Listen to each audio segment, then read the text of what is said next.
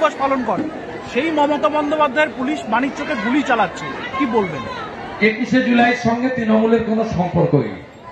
21শে জুলাই হয়েছিল যুব কংগ্রেসের ব্যানারে। 21শে জুলাই তৃণমূলের প্রোগ্রামিং ও স্ন্যাচ করেছে, যেমন নন্দীগ্রামেরটা স্ন্যাচ করতে গেছিল, আমি টাকার জন্য পারিনি। এখানকার আন্দোলন ভূমি উচ্ছেদ প্রতিরোধ কমিটি করেছে, কোন পার্টিকুলার রাজনৈতিক দল করে। নন্দীগ্রামের মানুষ সাফার করেছে, আমরা তাদের সাহায্য করেছি। তাই 21শে জুলাই কমপ্লিটলি মমতা ব্যানার্জির কোন অধিকার নেই, ওটা যুব কংগ্রেসের প্রোগ্রাম ছিল। আর আপনি যে কথার পরিপ্রেক্ষিতে বললেন গুলি চালানো, 21শে জুলাই গুলি চালানোর জন্য কমিশনে যিনি প্রধান অভিযুক্ত হয়েছিলেন মনীশ গুপ্ত, তাকে মমতা ব্যানার্জি 11 সালে এসে প্রথম বিদ্যুৎ মন্ত্রী করে পুরস্কার দিয়েছিলেন। অতএব 11-র আগে মমতা ব্যানার্জি আলাদা ছিলেন, যখন আমরাও তার সাথে ছিলাম, আর 11-র পরের মমতা ব্যানার্জি এখন অনেক বদলে গেছে। বিদ্যুতের দাম প্রতি বছর বছর বাড়ছে, গতবারও দেখা গেল এবং বদলটা আপনি এখানে বাইপাসের পাশে অনেকগুলো বাড়ি আছে, দেখবেন, দেখলে বুঝতে পারবেন বদলটা কেমন হয়েছে। হাজরাকাটা গেলে দেখতে পাবেন বাড়িগুলো কেমন হয়েছে। দাদা, 22শে জুলাই সিএসসি সামনে আপনি অভিযান করার আমাকে পারমিশন দেয়নি, ওই জন্য উত্তর কলকাতা সভাপতি গেছে। প্রোগ্রামে আমি থাকবো, কিন্তু অর্গানাইজার উত্তর কলকাতা জেলা নিয়ে। আর 21 থেকে 26 ভারতীয় জনতা পার্টি গতকালই ঘোষণা করেছে গণতন্ত্র হত্যার প্রতিবাদে পথে থাকবে ভারতীয় জনতা পার্টির কর্মী।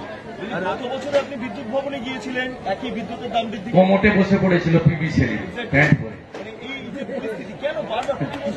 এবং হু হু করে বিদ্যুতের মাসুলটাও বাড়ছে, দেখবে তো সরকার দেউলিয়া হয়ে গেছে, বড়ইল ক্যাপাসিটি চলে গেছে, সরকারের কোনো টাকা নেই, পরিকাঠামো উন্নয়নের সব কাজ বন্ধ। আপনার পঞ্চায়েত সমিতি আছে, এদের জিজ্ঞেস করুন, 15th ফিনান্সের টাকা ছাড়া কিছু নেই।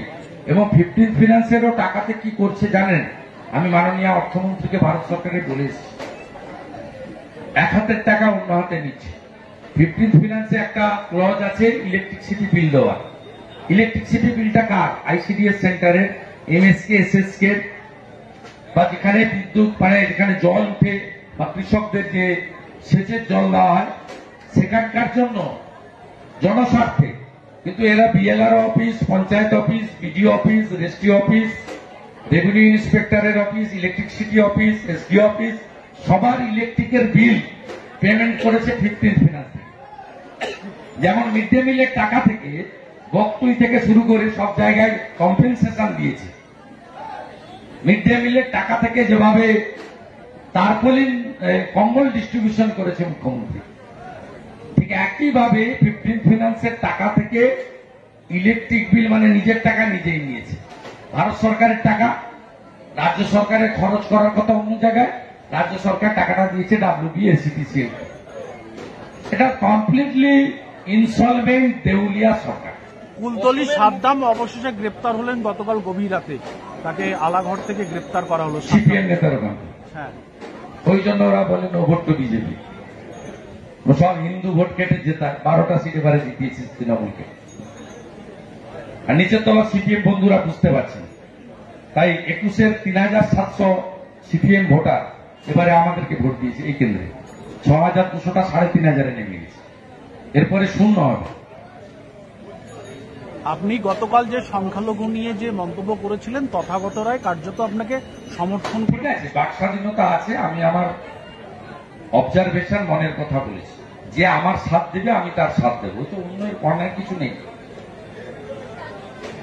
তো রেসিপ্রোকাল। আমি রাজনৈতিক প্ল্যাটফর্ম থেকে বলেছি, ওটা প্রশাসনিক বা সরকারি প্ল্যাটফর্ম নয়। যে ভারতীয় জনতা পার্টিকে দেখবে তার সুখে দুঃখে সাথী হবে, মিথ্যা মামলা খাবে, মার খাবে, ভারতীয় জনতা পার্টির উচিত তাদের দেখা। এর মধ্যে খারাপের কি আছে? সুকান্ত মজুমদার আজকেও বলছে যে আমরা সবাইকে নিয়েই চলবো। সুকান্ত মজুমদার এনডিএ সরকারের নীতি, চাই ভারত সরকারের নীতির কথা বলেছেন উনি। একাধারে রাজ্য সভাপতি, একাধারে মন্ত্রী। বিজেপির রাজ্য সভাপতি হিসেবে তিনি স্বীকার করুন আর নাই করুন, আমার মতের বা আমার বক্তব্যে তো ওনাকে সহমত হতেই হবে, প্রকাশ্য না করলে মনে মনে করতে হবে। As a president state BJP, Bharat সরকারের রাষ্ট্রমন্ত্রী তিনি for the people, by the people, of the people বলে শপথ নিয়েছেন। তিনি কি বলবেন? তিনি কি বলবেন শুধু আমাদের লোক যারা তাদের? এটা বলা সম্ভব।